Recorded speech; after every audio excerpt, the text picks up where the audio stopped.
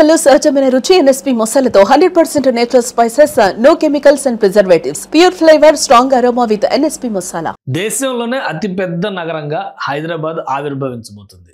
Greater Hyderabad పరిధి దాటి ఇప్పుడు బృహత్ హైదరాబాద్గా మారబోతుంది. హైదరాబాద్ చుట్టుపక్కల ఉన్నటువంటి 27 మున్సిపాలిటీలు, మున్సిపల్ కార్పొరేషన్లని విలీనం చేయడం ద్వారా మహానగరాన్ని నిర్మించే దిశగా తెలంగాణ ప్రభుత్వం అడుగులు వేస్తుంది. గతంలో జిహెచ్ఎంసీ నిర్మాణ రూపకల్పన ప్రక్రియ జరిగినటువంటి సందర్భంలో కూడా కొన్ని ప్రతిపాదనలు వచ్చినప్పటికీ అప్పుడు ఉన్నటువంటి కొన్ని పరిమితులను దృష్టిలో ఉంచుకొని జిహెచ్ఎంసీ పరిధిని కుదించారు అనేటువంటి అభిప్రాయాలను ఇప్పుడు ఔటర్ రింగ్ రోడ్డు పరిధిలో ఉన్నటువంటి ప్రాంతం మొత్తాన్ని కూడా బృహత్ హైదరాబాద్ గా మార్చాలనేటువంటి నిర్ణయం రాష్ట్ర ప్రభుత్వం తీసుకుంది.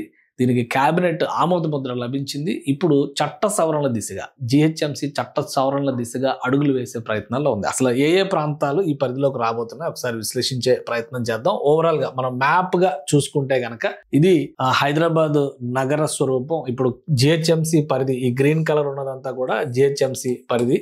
అలానే దీనిలో ఒక చిన్న మెలిక ఈ గ్రే కలర్ లో ఉన్నదంతా కూడా సికింద్రాబాద్ కంటోన్మెంట్ అవుతుంది అనమాట. ఇదంతా కూడా సో అది స్పెషల్ అడ్మినిస్ట్రేషన్ లోనే ఉంది, ఇప్పటికీ భవిష్యత్తులో కూడా ఉండే అవకాశం ఉంది.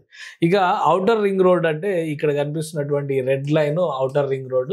ఔటర్ రింగ్ రోడ్ పరిధిని నిర్వచిస్తూ దాని పరిధిలో ఉన్నటువంటి మున్సిపాలిటీలు, కార్పొరేషన్లు అన్నిటినీ ఇందులో కలిపేయాలనేటువంటి నిర్ణయం తెలంగాణ ప్రభుత్వం తీసుకుంది. ఆ లిస్టులో చూస్తే కనుక ఐడిఏ బొల్లారం దగ్గర నుంచి మొదలు పెడితే ఇటు నిజాంపేట, అమీన్పూరు, దుండిగలు, మేడ్చెలు, గుడ్లపోచంపల్లి, కొంపల్లి, తుంకుంట, దమ్మాయిగూడ, జవహర్ నగర్, రాగారం, గట్కేసర్, బోడుప్పల్, పోచారం, పిర్జాదిగూడ, అంబర్పేట, పెద్ద అంబర్పేట, అలానే తుర్కయాంజల్, మీర్పేట, బడంగపేట, తుక్కుగూడ, ఆదిబట్ల, జల్పల్లి, శంషాబాద్, బండ్లగూడ, జాగీరు, మణికొండ, నార్సింగి, తెల్లాపూర్ ఇవన్నీ కూడా ఈ పరిధిలోకి రాబోతున్నాయి. ఈ నిర్ణయం రాష్ట్ర ప్రభుత్వం తీసేసుకుంది కాబట్టి దీన్ని అమలు చేయడం ఒకటే మిగిలి ఉంది అనేటువంటి కన్క్లూజన్ ఇచ్చారు. ఇప్పుడు దేశంలోనే అతిపెద్ద నగరం కాబోతుందని ఆల్రెడీ అధికార పార్టీ ప్రచారం మొదలుపెట్టింది. గ్రేటర్ హైదరాబాద్ గ్లోబల్ సిటీగా మారబోతుంది. 20 మున్సిపాలిటీలు, 7 కార్పొరేషన్లు విలీనం, జిహెచ్ఎంసీ చట్టం, మున్సిపల్ చట్టాల్లో సవరణలు, దేశంలోనే అతిపెద్ద నగరం. అలానే జనాభా విషయంలో కూడా దాదాపు 2 కోట్ల జనాభా ఈ గ్రేటర్ పరిధిలోకి వచ్చేటువంటి అవకాశం ఉంది. గ్రేటర్ అని కూడా అనలేం మనం, బృహన్ ముంబై అనేటువంటి కార్పొరేషన్ ఎలాగో చూస్తున్నాం కాబట్టి అదే తరహాలో బృహన్ హైదరాబాద్ కింద మనం ట్రీట్ చేయాల్సి వస్తుంది.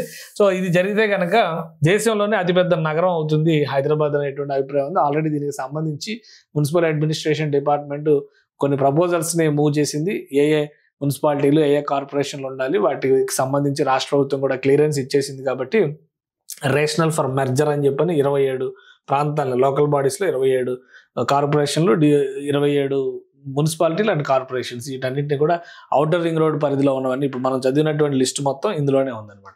సో వీటన్నిటిని ఇందులో మెర్జ్ చేయాలని నిర్ణయం తీసుకుని ప్రస్తుతం తెలంగాణలో స్థానిక సంస్థల ఎన్నికల నగారా మోగింది.